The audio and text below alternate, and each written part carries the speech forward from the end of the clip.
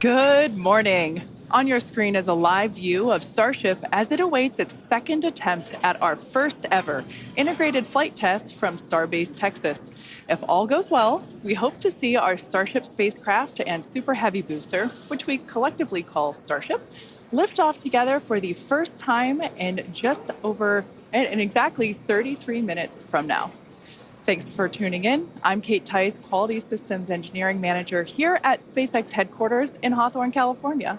And I'm Shiva Bharadwaj, a space operations engineer here at SpaceX. Now, if you've been following along, you'll know that we stood down from our initial launch attempt on Monday, and that was due to a frozen pressurization valve on the Super Heavy booster. SpaceX teams investigated the issue and determined that this valve had some moisture in it, which caused the valve to freeze up when we were loading super chilled liquid oxygen into the booster. Now, these valves are super important because we actually need a pressurant to go back into the tank as we consume propellant. And we actually use a pressurant that comes from the Raptor engines. It's heated down there and then put back in the tank. And so a frozen valve there would be a problem during the launch. Yeah, and that's important. You can think of it like drinking out of a thin plastic water bottle. If you're chugging that water, it crinkles if you don't let air back into it. So we use that hot exhaust gas from the Raptor engines to refill that consumed volume as propellant is depleted. So it was a great find by the countdown, and that's why we have a countdown, is to allow us to find those issues prior to liftoff. So all of that being said, our teams learned a lot over the last 48 hours, and we are ready to give it another go. As many of you know, Starship is the latest and largest vehicle developed to date by SpaceX. It will be the world's most powerful launch vehicle once fully developed and have twice the thrust of the Saturn V rocket. But the key breakthrough with Starship is that it will be fully reusable and capable of carrying up to 150 metric tons of payload to orbit in a reusable configuration and up to 250 metric tons when expendable. Now, for context, Falcon 9 is only partially reusable. We recovered the largest part of the rocket, that's called the first stage, but we don't recover the second stage. And Falcon 9's heaviest payload to date is just over 17 metric tons. So 150 to 250 metric tons on Starship is an order of magnitude greater in terms of the payload capacity. Now, for today's test, we will be the first of many as we work towards transitioning Starship from a developmental into an operational program. And the primary objective today is to gather as much data as we can around the fully integrated vehicle. Now, while we have flown the Starship spacecraft in the past, it is going to be the first attempt of Super Heavy and the first opportunity for us to validate how the two vehicles operate together. We are so excited for this. The purposes for today's flight, we will consider any data received that helps inform and improve future builds of Starship as a success. From a milestone standpoint, our main goal is to clear the pad. Every milestone beyond that is a bonus. The further we fly, the more data we can collect. Now, if it does all go well, then we'll expect the Super Heavy to light up its 33 Raptor engines at the base of the vehicle and lift off, clear the pad away down from Starbase in Starbase, Texas, and then it'll go into ascent. About 3 minutes into its ascent, we're going to expect to see Super Heavy separate from the Starship. It'll perform a flip maneuver, and then it'll execute a boost back burn, and we're going to be targeting a hard landing in the Gulf of Mexico. And while that's happening, we hope to see Starship's 6 second stage engines ignite and watch as Starship coasts for about an hour at altitudes ranging between 150 and 250 kilometers before re-entering Earth's atmosphere and make its own hard landing in the Pacific Ocean about 250-ish kilometers offshore. Now, we are not really expecting many camera views after separation. That is to say, if we even make it that far. But we do promise that whatever views we do have, we will bring them to you live. Yep. We have a couple of ground stations along the way. So if we are able to get good telemetry, assuming we make it that far into the ascent, then of course those will be available on the stream. And also worth mentioning today, like the whole just getting the vehicle off the pad is a complex endeavor. We are going to be trying to reduce complexity by attempting those hard water landings instead of trying a normal landing like you're used to on Falcon 9. Exactly. We are not attempting to recover these vehicles. So yeah, hard landings in store for both. Now, in a little bit, we'll take a closer look at the vehicle and the launch pad. But first, the teams have been doing a tremendous amount of work over the last few months. In fact, there's a great shot of our Hawthorne team up here bright and early to watch the launch. Teams have been prepping really for the last few days, especially to try to get in today's launch attempt. And here you can see a live view of the South Padre Amphitheater where both SpaceX employees, friends and family, and members of the public are gathering to watch Starship lift off. And we can see the crowds are gathering there as well. And of course, we want to give a shout out to the SpaceX team. You see them there on screen, members of our our Star Command Center. That is our Starbase Launch Control Center. Yep, those are the operators today who are going to be reviewing all the data and, of course, giving us the go, no go poll, checking the status to try to get in today's launch attempt just around 27 minutes from now. And one thing I do want to mention, I misspoke. It's not the South Padre Amphitheater, it's the Cameron County Amphitheater. Now, the entire Starship structure on your screen is made from stainless steel. When it's stacked, it stands about 120 meters tall. It's about 9 meters around. And we have this awesome video that shows you just how big that is. You can see one of our technicians there doing some final prep work in advance of today's test. And man, there's the 120-meter monster. The person just keeps getting smaller and smaller. Now, just like Falcon 9, Starship has 2 stages, which we'll talk more about those in a minute. In addition to those 2 stages, Starship actually has a 3rd stage, which we call Stage 0. It consists of all the launch pad infrastructure built around the rocket, as you can see there on your screen, and it's truly an engineering feat in its own right. Yeah, we've got a great shot there of the various different components of it. The pad, the infrastructure, all that is required to get into filling the tanks.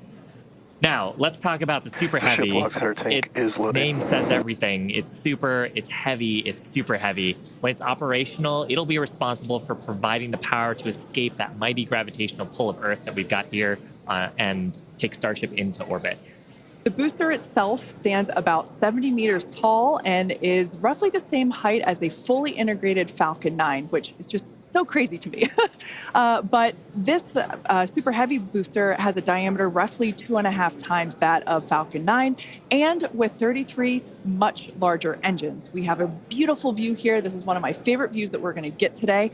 Those are our 33 Raptor engines at the base of the Super Heavy booster. Yep, and you can see they're in a couple of different rings here. So we've got the outer ring of 20 static engines. They're going to be providing a huge amount of thrust today to lift off the entire stack. But then we've got the 13 gimbaling engines in the middle, and they're going to be providing the tilt maneuvers and also helping to reorient the booster as it comes back later in today's flight. Yeah, and when we say gimbal, it's basically tilting or almost wiggling the engines a few degrees and in either direction to allow the booster to steer itself, just as you said, Shiva. And we'll get some great shots later of actually a wiggle test that we perform ahead of liftoff, just to make sure that all of those engines are able to control their full range of control authority. One thing to note, those Raptor engines are completely designed and manufactured in-house. They are, as many of you know that have been following along, they are a reusable methane oxygen staged combustion type engine. So it's a lot of words there. And ultimately, that staged combustion means that we combust the propellant in stages. That we kind of pre-combust them in a pre-burner, and by doing so, it allows the engine to be more efficient, i.e. more powerful. Yeah. Now, like Falcon 9, the Super Heavy has 4 grid fins to assist with orienting itself in its return back to Earth. We got a shot of them there beneath the Starship's aft flaps. Now, as we talked about earlier, Super Heavy is not going to be attempting a land landing today, but with this flight test, we're still trying to get as much data as we can. We're focusing on the fundamental systems and operations, so that's the liftoff portion, but we are going to try to get some data on how the fins work for that water landing that Super Heavy is going to be making after ascent. I love that great view of the fins there. Now, Starship, or the spacecraft, is the 2nd stage, and it makes up the top portion of the vehicle. It's designed for carrying passengers and cargo to Earth orbit and beyond. It stands about 50 meters tall, which is a little taller than the Statue of Liberty. It's comprised of 6 Raptor engines, 3 sea level and 3 vacuum engines, which are optimized to operate in the vacuum of space. And they provide a maximum of 258,000 tons of thrust in vacuum.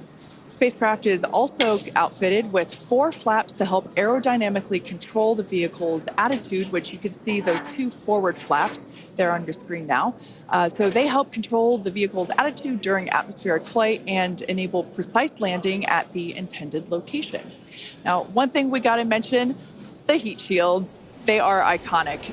Starship is wrapped in a heat shield, which is composed of 18,000 hexagonal ceramic tiles designed to insulate the vehicle during that atmospheric entry. And that's really important because the temperatures can be as high as 2,600 degrees Fahrenheit. The hex-shaped tiles, like the ones that Shiva and I have, roughly make up about 2/3 of the vehicle. We can see that we have some different shapes. Mine is slightly curved. As you can imagine, it sits on the curved portions of the Starship vehicle. Now, the one that I've got is a hexagonal tile that's more flat, and it's really used for the flatter structures on the vehicle. And we need a heat shield because when you're coming back in from re-entry, we're going supersonic, we're compressing all the air ahead of us. That ends up causing a lot of heating along the surface, and without a heat shield, that would go straight into the structure. Yeah, one thing that's amazing to me, especially when I first picked up one of these heat shield tiles, is that they're so light. They almost feel like they're made out of foam. They're that light, and they kind of sound like it too. And one thing that we do want to mention, in order to reject the maximum amount of heat during that entry, like Shiva was just saying, they're black, and that's because black helps reject that heat that is building up on the exterior of the heat shield. Now, Starship is designed for vertical takeoff and landing as opposed to taking off and landing like an airplane. And that's because that's really important because we don't have runways on the moon or Mars. Fortunately, at those destinations, the gravity is not as high as it is here on Earth. On Mars, the gravity is just 1/3 of what it is here on Earth, and on the moon, it's just a sixth. So in both of those cases, Starship, with just its engines, can take off without needing the Super Heavy booster like we do need here on planet Earth. Now, for today's test, Starship does not have its landing legs attached because, like we said before, it won't be returning anywhere. Starship is expected to make a very hard ocean landing, which, if we even make it that far and manage to get any views, it will certainly make for a very exciting end to today's test. At this point in time, we are 20 minutes or just over 20 minutes from liftoff. Let's check in with John Innsbrucker for a status update. Hey, John, how's it looking? Thanks, Kate. I'm John Innsbrucker, Principal Integration Engineer here at SpaceX. We're currently loading propellant from the ground system into both the first and second stages. Now, both vehicles use the same two propellants. That commonality helps build the reliability. And the fuel today is liquid methane, and that's at a temperature of just over 100 kelvins. That's about minus 272 degrees below zero on the Fahrenheit scale. Now, liquid methane is a different fuel from Falcon 9. That booster uses RP1 kerosene. However, our oxidizer is liquid oxygen, and that's the same as Falcon 9. Because there is no oxygen in space to support combustion, we have to bring our own. Now, leading up to where we are right now, we had a go-no-go poll. That was conducted just after T-minus 2 hours. And once the team gave their goes, we started loading propellants onto the booster at T-minus 1 hour and 39 minutes. At T-minus 1 hour and 22 minutes, we began propellant loading of the ship. The second stage you can see on your screen right there. Now, propellant loading of the Starship's second stage main tanks completed at about the T-minus 27-minute mark, at which time we then began loading the two header tanks in the nose of the second stage. Now, at T-minus 3 minutes, when the first stage Super Heavy propellant loading completes, that means we'll have all the propellant on the rocket, and the vehicle will be fully loaded with over 10 million pounds of propellant. Now, right now, at T-minus 19 minutes and counting from liftoff, the weather and winds are looking good. We have been watching the ground level winds. They're at 18 miles an hour. As the morning continues, they will increase, but that is below our limits right now. We're also looking at upper altitude winds. We're waiting for one more balloon, but we believe that we're going to be go. On the launch vehicle itself, the teams, the good news, they're not working any issues right now. But if for some reason we do not make our test flight today, if we have to hold, we have a backup launch window. However, we're not sure when it would be. It could be 24 or 48 hours after today. It'll depend on how far we get into the countdown. But right now, heading for a T0 at 8:28 Central, 13:28 Universal Time. Kate, everything is looking good. Awesome news. Now, in order to make life multiplanetary, we need a fully reusable vehicle that's capable of carrying a huge amount of cargo and a lot of people to orbit and have a pretty quick turnaround. The idea is to effectively reuse launch vehicles just like airplanes. Yeah, imagine if you had to wait for a new airplane to be constructed every time you wanted to fly. You'd rarely go anywhere, and for most of us, it would be completely unaffordable. In order for us to get to Mars and back with lots of people, lots of cargo, multiple times, reusability really is a must. In advance of our first missions to Mars, Starship will execute a number of missions with both cargo and people, starting with Earth orbit and eventually expanding to the moon and beyond. Now, in the near term and a bit closer to home, Starship will also be critical to other programs. Once fully operational, it'll deliver the full-size and upgraded version of our Starlink satellites, and that's super exciting because our next-generation satellites represent a step forward in Starlink's capabilities and will allow us to connect millions of more people around the world with high-speed internet to watch launch webcasts. Such an exciting future ahead of us, but first, let's talk a little about how we got to where we are today.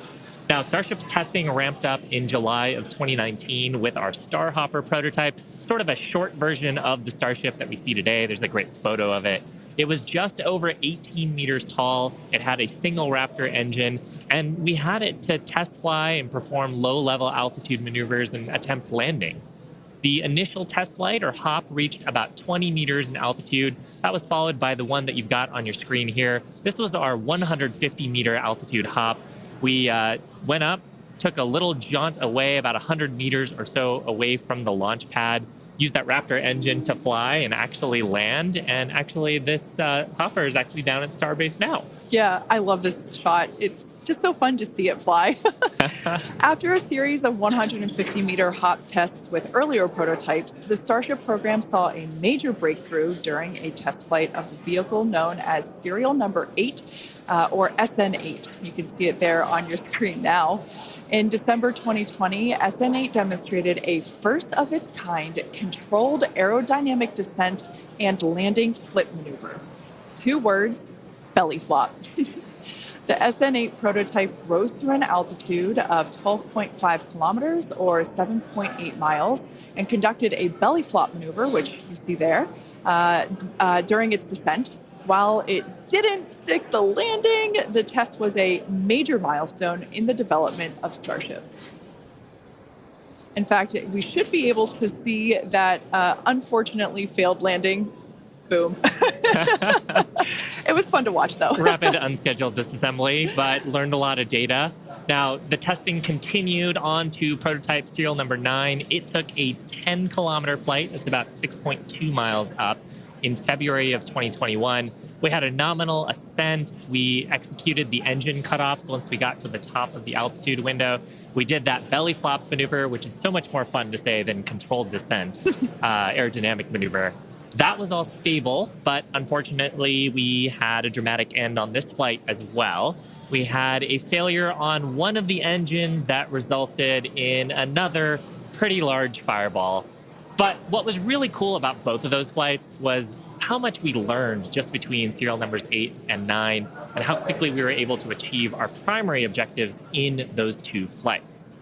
In addition to that, we got so much data that demonstrated control of the vehicle in that subsonic regime. Ultimately, we performed 9 Starship high-altitude test flights in total. And then, as you see on your screen there, in May of 2021, SN15 launched from Starbase, reached an altitude of about 10 kilometers, performed a number of maneuvers, and safely returned to the launch site. This was the first Starship prototype to fly, control its descent, safely land, and be recovered in one piece. And people were cheering like crazy I was after one of that them. test flight. Now, having achieved those successes in our suborbital campaign, one of the next big challenges is for the upper stage when it comes to reusability and surviving the hypersonic, really high heating phase of entry. Combined with the later ability to refill Starship's tank with propellants, the fuel and oxygen, while we're on orbit, that will enable us to have a fully reusable transportation system that's designed to carry both crew and cargo on long duration missions, interplanetary flights, and will help humanity get to the moon, travel to Mars and beyond in our solar system. This is all just basically our path of progress, basically an iteration on each vehicle. And that iterative process is a core part of how we work here at SpaceX. We like to test early and often, publicly as well in our case, and that's both for hardware and software. And while it doesn't always go as expected, we learn so much from it, and it informs our next attempt. Yeah, we learn a lot from actually putting the vehicle through flight-like tests. Even the test on Monday gave us an opportunity to learn more about the vehicle into today's launch attempt, and so far things are looking really good. Now, we are continuing into our countdown. We're about T-minus 12 minutes to go. I think it's a perfect time for another check-in with John Insprecher. How's it going, John? Well, Shiva, the good news is that the nets are quiet. The teams are currently working. No significant launch vehicle issues. You can see the T clock there on your screen, T-minus 12 minutes, 10 seconds, and counting. Propellant loading is continuing on both the Super Heavy and the ship stages. You can see the graphic on the left-hand side of the screen. Most recently, we began loading liquid oxygen and liquid methane fuel into the header tanks on Starship. Those are two small tanks just underneath the nose of the second stage. Now that started at T-minus 27 minutes. That'll be wrapping up at about T-minus 9 minutes. Now the Starship second stage main fuel and LOX tanks are loaded for flight right now. The Super Heavy first stage booster propellant loading is continuing, and that'll go till about T-minus 3 minutes. We're underway with engine chill as we get ready for T0, and we're also configuring the launch pad for liftoff. The booster hold downs have been unlatched. They'll be ready to retract at liftoff. And the second stage quick disconnect is beginning its configuration for release. The methane and liquid oxygen propellants currently going to the second stage go through that quick disconnect. That's that arm that reaches out from the tower to the base of the second stage. The SpaceX team continues to check in with the Coast Guard. Good news is we've not heard any reports of boats in the safety perimeter as the launch vehicle heads out over the Gulf of Mexico. So right now, T-minus 10 minutes, 40 seconds, and counting. Everything continues to go well for an on-time launch. Now, today's test flight is taking place out of our Starbase facility in South Texas, and that test site has gone through a huge amount of development over the last couple of years. One thing I want to point out, this is a great view from our drone. Not only can we see the pad, but in the fog, kind of in the distance, in the background and to the left of the pad, you can actually see our production facility, which is the other part of Starbase in addition to the launch pad. Of course, as part of rapidly iterating with our test program, we're also rapidly iterating on our production system to produce Starships and Super Heavies. Last year, the Starbase team produced 4 Starship Super Heavy boosters and 5 Starships, along with their 200th Raptor 2 engine, and they're only scaling up from there, Kate. Yeah, it's incredible to think that for 2023, production has 5 boosters and 8 Starships going. So it's incredible. And it's important to have that system fill in basically the manufacturing line so that we have product ready to go as soon as we're done with this test. Yeah, exactly. And ultimately, I mean, we talked about how Starship is an order of magnitude more payload to orbit. But if you're going to go set up a base on the moon or Mars, you're going to need thousands of metric tons of propellants. And so you're going to need a fleet of vehicles that's capable of doing that. Yeah, one thing to note, Starbase directly employs more than 1,800 employees. It's the largest employer in the area, in fact. And we're very thankful to Cameron County for being so supportive. This is a view from the Cameron County Amphitheater. And there's a crowd there, and you could tell by the energy here in Hawthorne as well that everyone's getting really exciting. I feel my own heart rate going up and up. I know. It must be really, really exciting to go see this. And I mean, just the sheer amount of power on Starship, you're going to feel it down there when this thing lifts off from the pad. We've actually got a great shot here of the natural surroundings around the pad. Oddly enough, most of the pads end up being around sort of wild locations like this. But coming up on T-minus 8 minutes, I think it's another good time for check-in with John. Thank you, Shiva. T-minus just over 8 minutes to the first test flight of Starship. Currently, we are pressurizing second stage. We are also closing out liquid oxygen and fuel header loads on the second stage. We're also getting ready for propellant load tank pressurization on the first stage. In fact, we are just now closing out header tank load on the second stage. Now with the header tanks loaded and closed out, that means we're down to just the first stage to finish loading. That'll finish about T-minus 3 minutes. And at that point, when both stages are loaded, we will have the 10 million pounds of liquid propellant on board. Now in the next few minutes, the guidance system will begin its final alignment for flight during a quiet period when the rocket's not doing anything. The automated flight termination system will be armed, and a final TVC checkout will be performed. Those are the engine wiggles, and hopefully we'll be able to see that with the cameras underneath the vehicle and maybe even the second stage engines. And there's a view looking underneath the Super Heavy first stage with the 33 Raptor engines. Now a reminder as we continue counting down, if we do need to hold, the point where we hold the clock would be at T-minus 40 seconds. We can pause there. Typically in the past, if we need a little bit more time to finish final checkouts or do some pressurization of the onboard storage tanks, that's where we would hold. But currently we're not hearing a need to hold, so at 6 minutes, 27 seconds, everything looks good. And of course, Kate, Shiva, as we get close, we're going to get into the engine ignition sequence of 33 Raptors, and that's going to be something new for everybody. I cannot wait for that moment. So for those of you that are familiar with how we launch Falcon 9 rockets, you probably know that we light all 9 of those first stage Merlin 1D engines all at once. It's pretty different than what we do, or what we're attempting to do today. We're actually going to be igniting those 33 engines in banks or clusters, and that sequence starts at T-minus 6 seconds. Yeah, and the ignition sequence is a little bit different, both in terms of the timing and also the ignition method. So on Falcon 9, we use a chemical called T-tab. It's a pyrophoric material, so that means when you mix the two together, it produces a flame that kicks off that green characteristic spark on Falcon 9 missions. But actually on Starship, we use electrical ignition systems. Many of those are integrated on the ground system here. And the electrical ignition, we start lighting the banks at T-minus 6 seconds, and then over the next 4 seconds, the 3 sets of banks will ignite and eventually bring the booster up to a thrust to weight greater than 1 and hopefully ascent.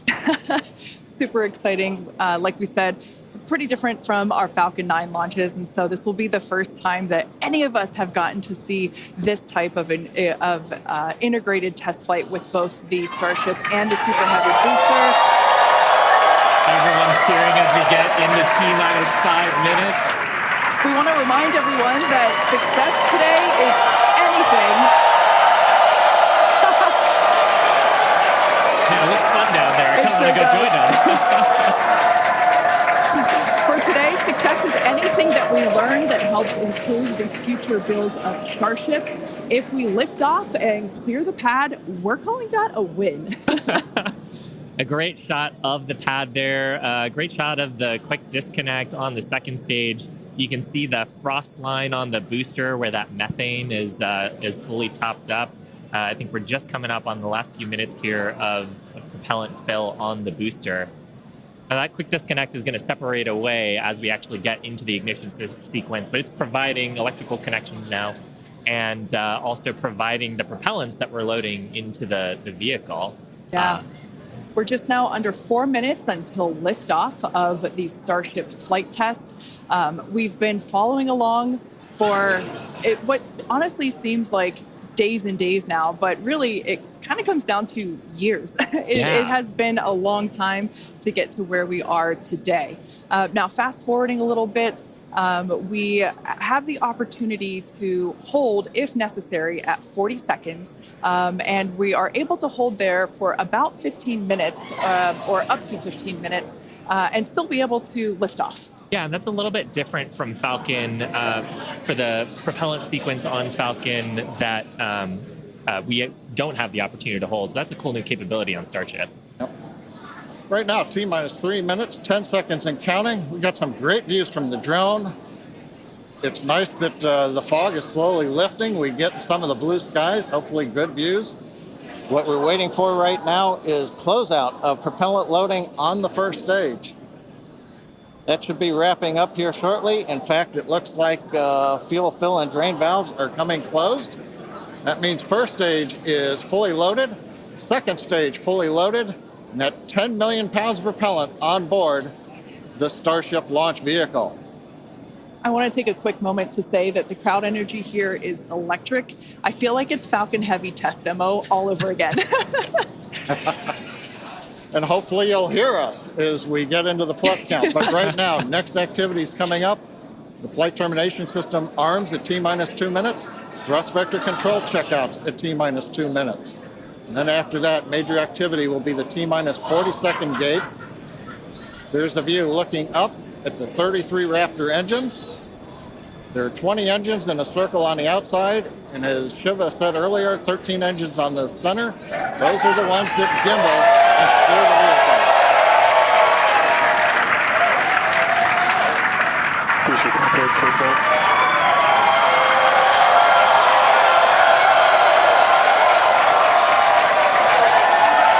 I don't think I've ever seen someone so excited for TVC wiggles. Love this view. These are the 33 Raptor engines at the base of the Super Heavy booster. I think we can see those wiggles now. We're currently inside 90 seconds. Next major activity, T-minus 40 seconds. That is a gate, a decision point. We're waiting. Possibility the propulsion team may need a few minutes. Flight termination system is armed for flight. We're getting ready for T-minus 1 minute and counting. No, T-minus 1 minute and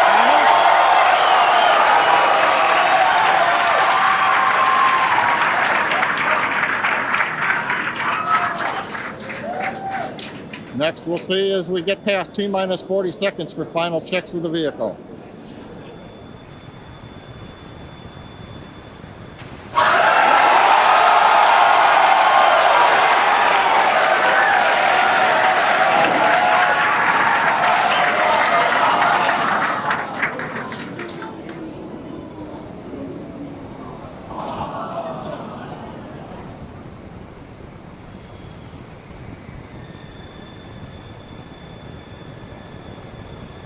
Okay, you can see the clock is recycled. Flight director has called a hold. We are recycling. For the moment, we'll see where they move the clock back to. They could hold at T-minus 40 seconds. They could go to an earlier point. Give us a minute to listen into the nets, and we'll see if we can get you more information to share.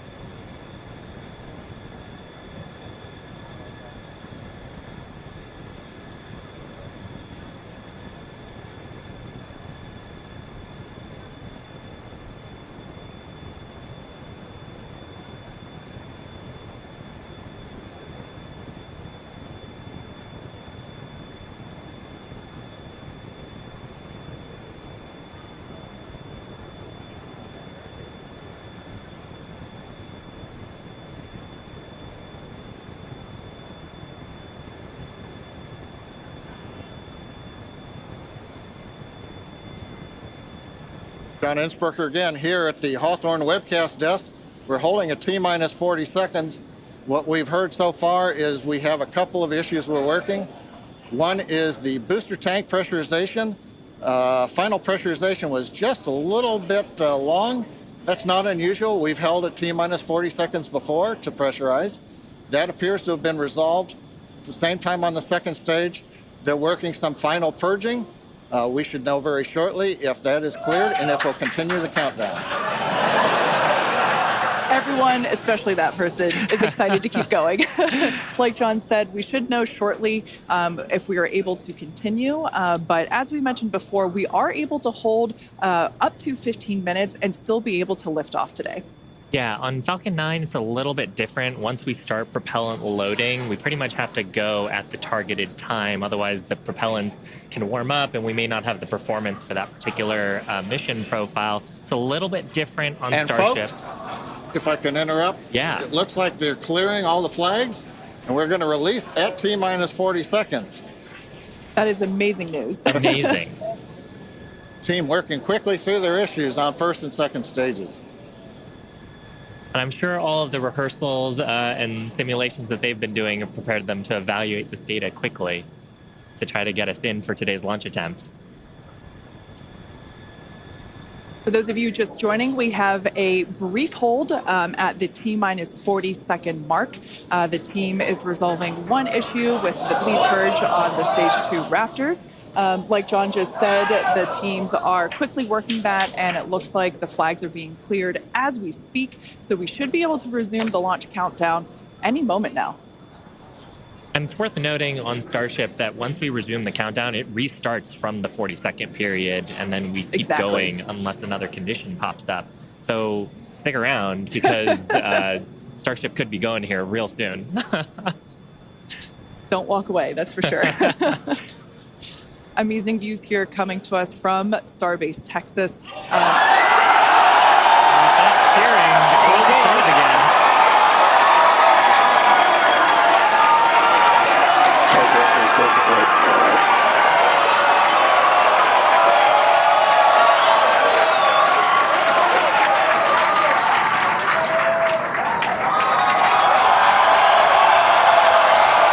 T-minus 15 seconds.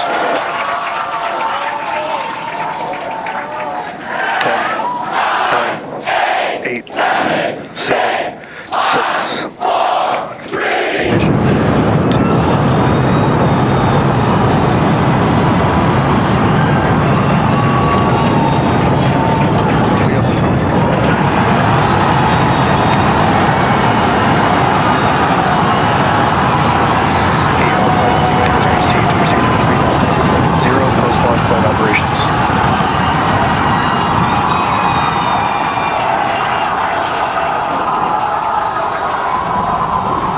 Booster after chamber pressure is nominal.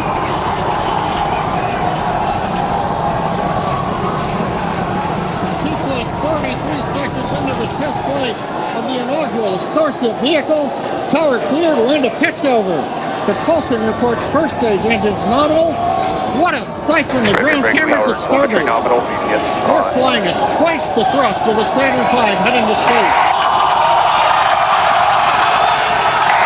Acquisition of signals, this is Christie. We're throttled down and throttled back up. Going through the period of maximum aerodynamic pressure.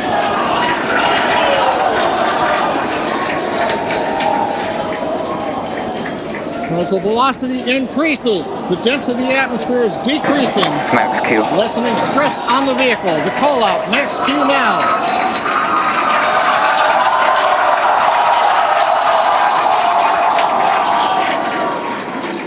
Continuing to watch the first stage as we head down range.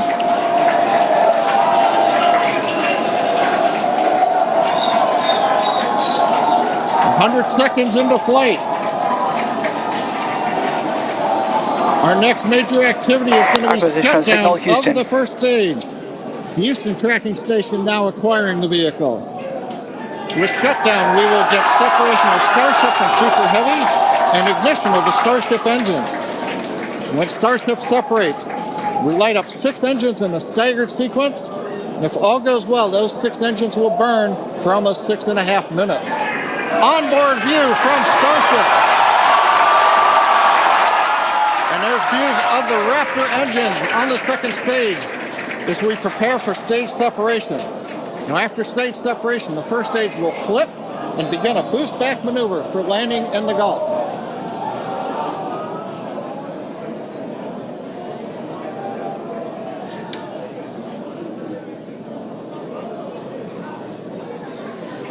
Continuing to fly, 2 minutes 40 seconds. Let's get ready for main engine cutoff. Booster engine cutoff. Beginning to flip for stage separation.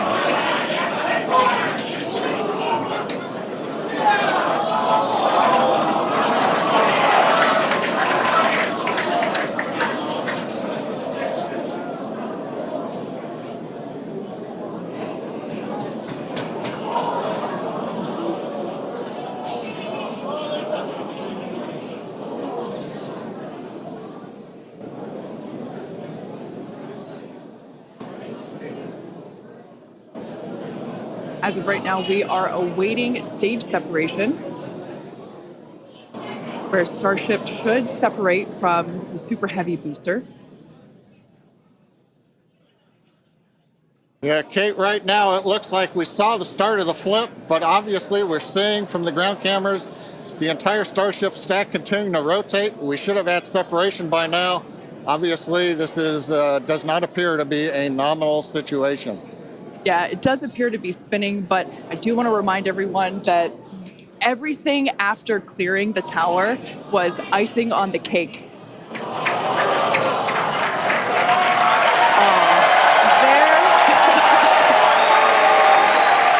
there, as you saw, as we promised, an exciting end to the Starship inaugural integrated test flight.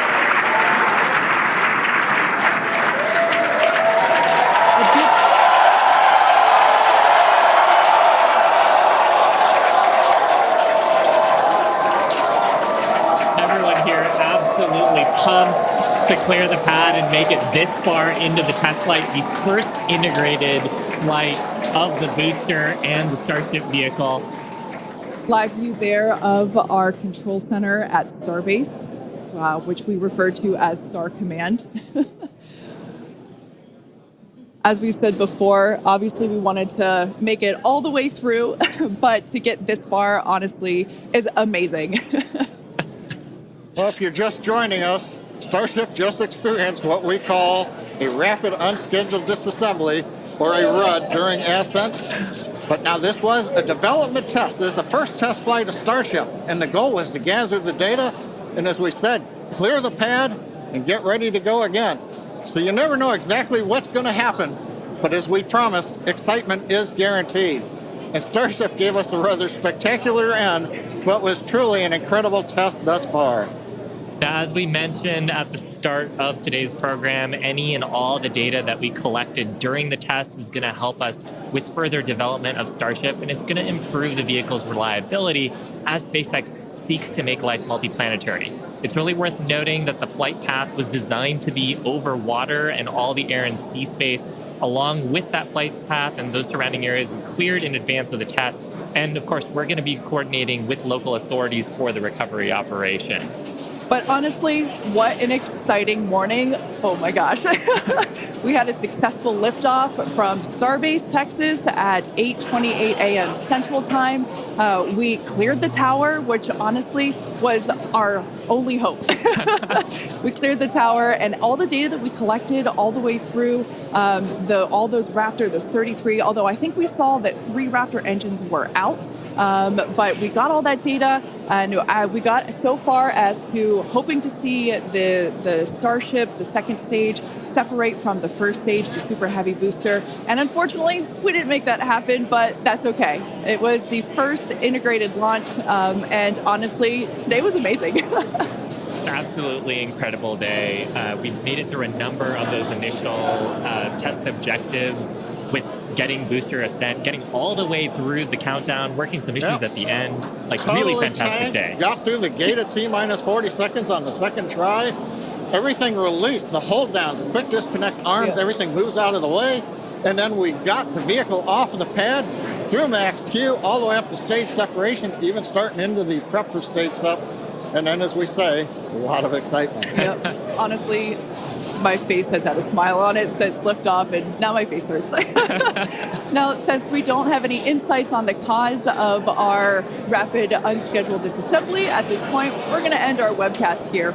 Teams will continue to review the data and work toward our next flight test. But before we go, a big congrats to the entire SpaceX team on an exciting first integrated flight test of Starship.